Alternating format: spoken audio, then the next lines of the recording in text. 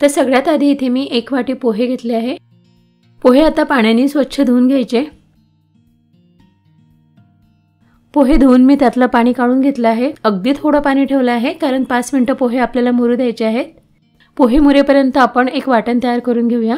त्यासाठी मिक्सरच्या भांड्यामध्ये 2 हिरव्या मिरच्या घ्यायच्या, 7-8 लसणाच्या पाकळ्या, थोडंसं अद्रक घ्यायचं, 1 चमचा धणे, त्यानंतर अर्धा चमचा जिरं घालायचं आणि यात पाणी न घालता मिक्सरमधून याची जाडसर पेस्ट बनवून घ्यायची।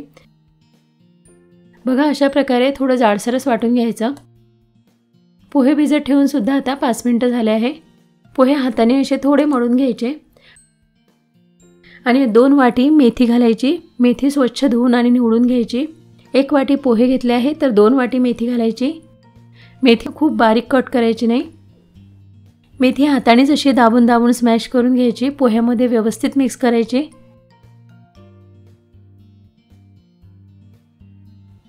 आता यात हे जे आपण वाटण तयार केलं होतं हे पूर्ण वाटण घालायचं। त्यानंतर 2 चमचे तीळ घालायचे, थोडासा हिंग घालायचा, अर्धा चमचा हळद, अर्धा ते 1 चमचा लाल तिखट। लाल तिखट कमी घाला कारण आधी यामध्ये आपण मिरची घातली आहे, पण असं थोडं लाल तिखट घातलं की याला रंग छान येतो। चवीनुसार मीठ घालायचं आणि लिंबाचा रस घालायचा। तर मी 1 लिंबू असे पिळून घालते। लिंबू नसेल तर चाट मसाला किंवा आमचूर पावडर घाला। त्यानंतर 1 वाटी कोथिंबीर अगदी बारीक बारीक कट करून घालायची आणि 1 कांदा सुद्धा असा लांब पातळ कट करून घालायचा। त्यानंतर पाऊण वाटी बेसन घालायचं। आता हे सगळं व्यवस्थित मिक्स करून घ्यायचं। यात पाणी घालायचं नाही, असं दाबून दाबूनच मिक्स करा कारण पोह्यामध्ये सुद्धा पाणी आहे, मेथी आणि कांद्याला सुद्धा पाणी सुटते, त्यामुळे वरून अजिबात पाणी घालायचं नाही। तर मी याचा असा घट्ट गोळा मळून घेतला आहे, यात पाणी घातलं नाही। जर तुम्हाला हे मिश्रण खूप कोरडं वाटत असेल, मळल्याच जात नसेल तर एखादा चमचा पाणी घालू शकता। याचे आपण वडे बनवणार आहोत, तर त्यासाठी एक छोटासा गोळा घेऊन अशा प्रकारे हातावर दाबून घ्यायचा। मी थोडे मोठे वडे बनवून घेते, तुम्हाला पाहिजे त्या आकारामध्ये बनवून घ्या। बघा अशा प्रकारे वडे बनवून घ्यायचे। तर इथे प्लेटमध्ये मी काही वडे बनवून घेतले आहेत। आता हे आपण तळून घेऊयात।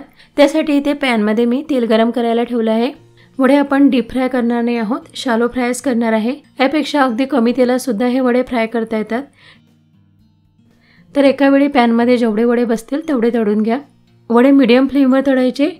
लो फ्लेमवर तळले तर वडे तेलकट होऊ शकतात आणि हाय फ्लेमवर तळले तर मग ते कच्चे राहतील, त्यामुळे मीडियम टू लो फ्लेमवरच वडे तळून घ्या।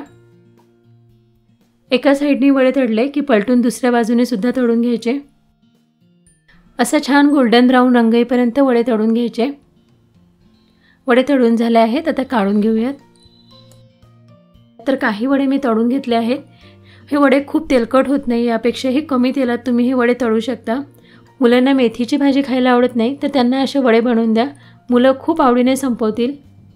आणि आजचा हा व्हिडिओ तुम्हाला आवडला असेल तर प्लीज लाईक करा, शेअर करा, त्याचसोबत आपल्या चॅनलला सुद्धा सबस्क्राईब करा।